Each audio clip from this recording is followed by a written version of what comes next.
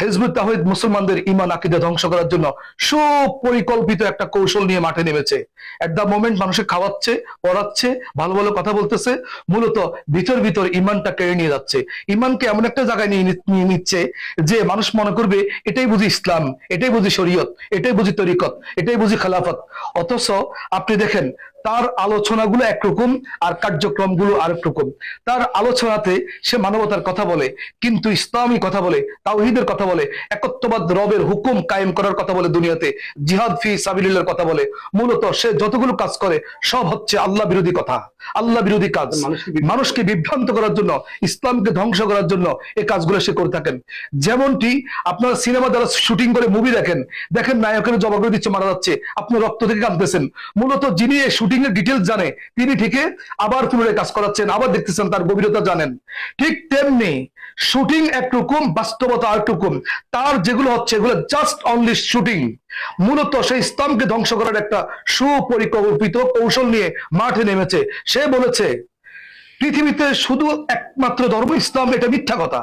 সে বলেছে হিন্দু, বৌদ্ধ, খ্রিস্টান এগুলো ধর্ম, যে যার মতো করে আবাদত করবে, জান্নাত সবার জন্য। এটি আপনি মুসলিম হলে বলবেন নাউজুবিল্লাহ। তাহলে মুসলিম, অমুসলিম, খ্রিস্টান, কাফের সবাই জান্নাতে চলে যাবে, তার বক্তব্য। এখানে সে ইসলামকে জবাই করে দিয়েছে। সে বলছে সবগুলোই আল্লাহর মনোনীত। নাউজুবিল্লাহ। আমার রব বলেছেন ইন্নাদ দীনা ইনদাল্লাহিল ইসলাম, একমাত্র ইসলাম ধর্মই আল্লাহ পাকের মনোনীত দিন। তাহলে এখানে সে রবকে সাংঘর্ষিক করেছে, সে কোরআনকে সাংঘর্ষিক করেছে।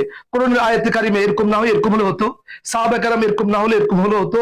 এবার পর্দা, সে পর্দাকে কোনো বিধানই বলে না, বোরকাকে কোনো বিধানই বলে না, বলে বোরকা আরবের লেবাস। কিন্তু শরীয়তে যে পর্দা বলেছে সেই পর্দাকে প্রত্যাখ্যান করেছে।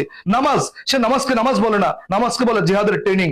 হ্যাঁ, তার সাথে আমাদের পার্সোনাল কোনো বিরোধ নাই, এমন সেলিমের সাথে আমাদের ব্যক্তিগত কোনো বিরোধ নাই। আমরা কখনো বলি না তার সাথে আমাদের বিরোধ আছে, তার সাথে আমাদের ঈমান আকীদার বিষয়গুলো নিয়ে সাংঘর্ষিক আছে।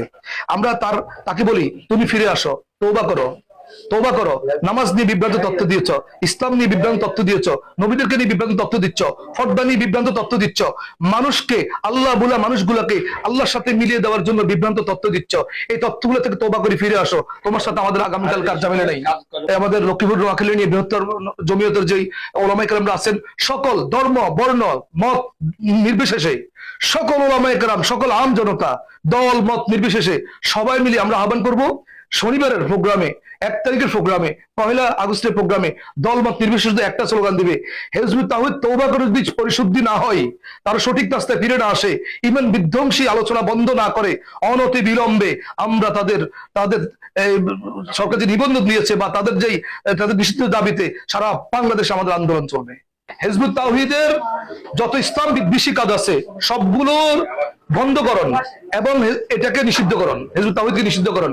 নিষিদ্ধ করেছে কিন্তু তারা ভিতর ভিতর কাজ করবে, আমরা বসে থাকবো না, তাদের বিরুদ্ধে আমরা ব্যবস্থা নেব, আইনগত ব্যবস্থা নেব, জনতাকে নিয়ে আমরা মাঠে নামবো। ততক্ষণ পর্যন্ত মাঠে থাকবো যতক্ষণ পর্যন্ত তারা তাদের এসব নাস্তিক্যবাদী, ইসলাম বিদ্বেষী, ঈমান বিদ্বেষী কর্মকাণ্ড থেকে বিরত না থাকে।